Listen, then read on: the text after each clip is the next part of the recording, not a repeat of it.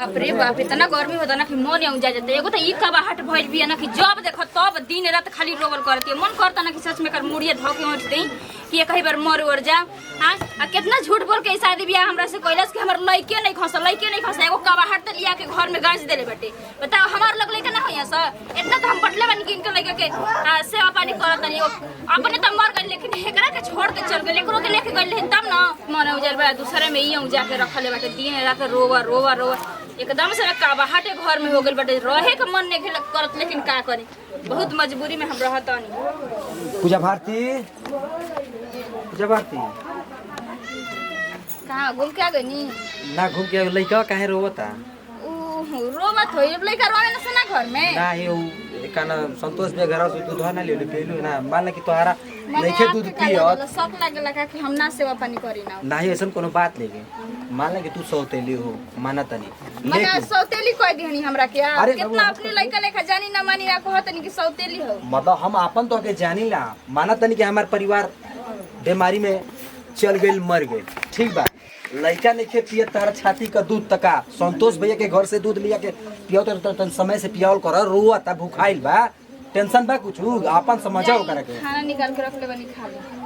देखभाल बढ़िया से कर दो ना एकदम जी। मतलब भरोसा नहीं है का हमरा पे देखा बियाह कइले बनी काहे खातिर कि घर के सेवा पति के सेवा बाबू का सेवा सब कर करे के चाहिए धान का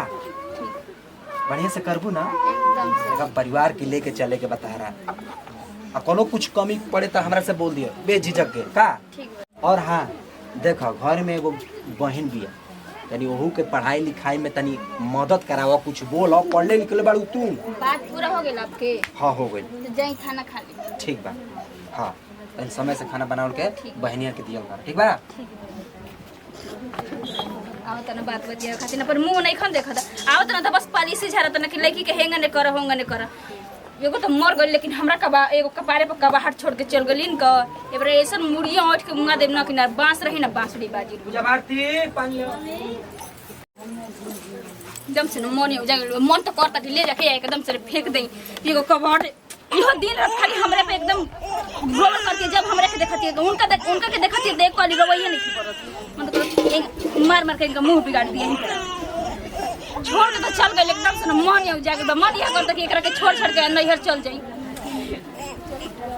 कुछ दिमाग नहीं के काम करत है और आवत ना तो पॉलिसी झारत ना हमरा मुंह पे इतना खीस पड़त मन फेंग गिरा दे कि यही बेरा अब का कही। लेकिन लइका हवे ना कुछ कहलो ना बनेला दिमाग में उजा जाता है तो खबर तो मार मार के मुंह बिगाड़ दे के अपने बाप के लगे नहीं खेल बना तोरा के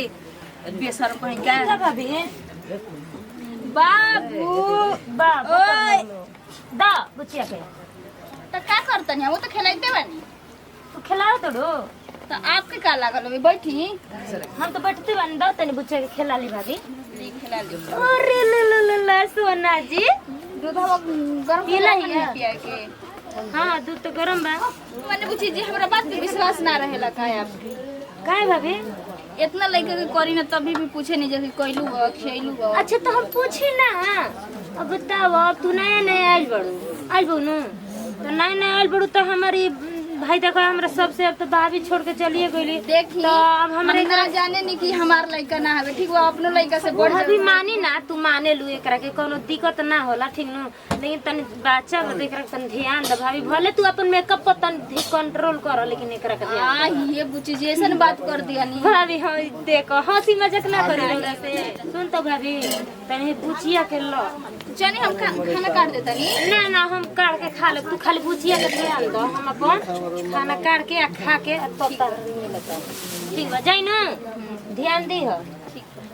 बुझाते नहीं बेशरम कहीं कि जब देख तब भवे बहनी आवत न तो लड़की का बड़ी ध्यान रखो कि जाने से मार देबे अभी हमारा असली रूप देखलू का हम तू तो के तोहार तो ऐसा दशा लगाई ना कि जिंदगी भर यादें रखब। ए भैया कहाँ सुनो अरे सुना एगो बहुत जरूरी काम बा एगो बात कही भैया भाभी को न कुछ शौक लेखा बुझाता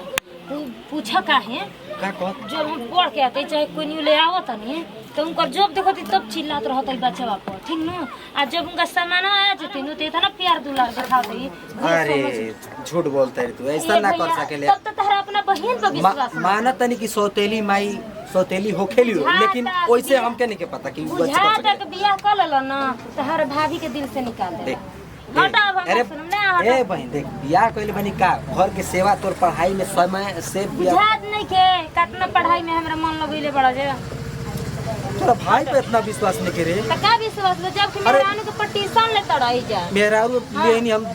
दूसर की तोर पढ़ाई लिखाई में कोनो कमी ना होके समय के तोरा के खाना पीना मिले ई बबुआ सोचा के कुछ देखनी है तब तू कंट्रोल अच्छा, चल। ध्यान रखन तब देखो कब देख हमारे पर विश्वास नहीं के आंखी से देखब तब बताए ठीक ना। ठीक तारा विश्वास हाँ। हो जाए हम जाते एकर के दूध पियाई कि इनका के जहरे दे दे कि कई बार मरिए जाई हम बेशरम कहीं का एको तो झूठ बोल के हमरा से शादी ब्याह कोई ना सकी हमर लोगे लइका नहीं के शादी नहीं के बहन के एबरा त घर में ही रही हम आकि तो हम ही रहत मन अब जाके रख देले बटे एकदम जब देखा तब खाली दोनों गोड़ा आवत न दूध पियौलू ह खाना खियौलू ह तोरे मौते आउ रे दूध पियौला के खाना खियौला के जब एकदम से न मन अब जाके रख जाता बस एगो कुफुत से जिया तनी घर में हमर मन नहीं करत कि हम रही आ ई हट जाई न त एकदम सुकून से हम रहब दूसरा के लेकर के हम सेवा पानी करी आ के ना कह जल सके तू कितना हो तो सौतेली हो आज अपन रूप देखाई न देहस हमरा के कि सौतेली बना दिहलस तू का भी पढ़ ले बड़ा तो से ज्यादा हम पढ़ ले बनी अब देखिए कि हम के गाने पढ़त तनी बेशरम कहीं के ला शरम करके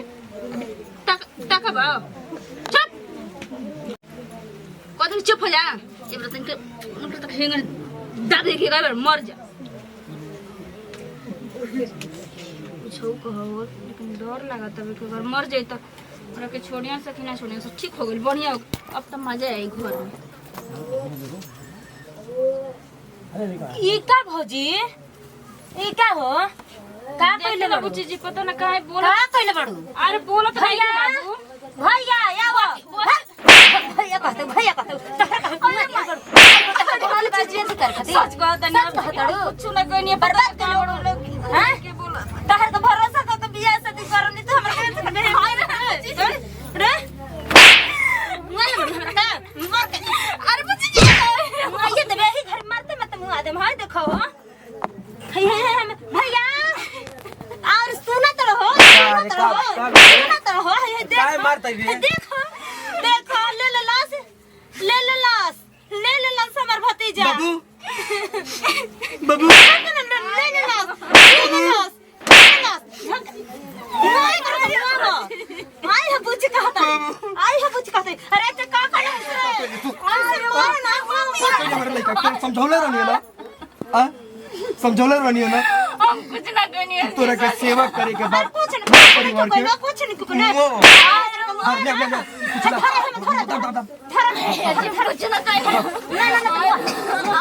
मम्मी अरे छोड़ दीजिए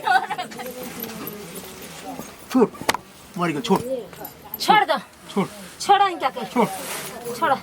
चल भैया ई जब हमर भतीजा के ना भलते एकरा के तू मेहनत कर फेन हो जी दोसर अरे हो जाए चल भैया समझौले रहनी चल भैया एक गाड़े के उपाय कर ना मर गई दिए चल सब ना तू चल तू अपन देह के अब ध्यान दो चलो आवा है ने आया चुप हो जा चलो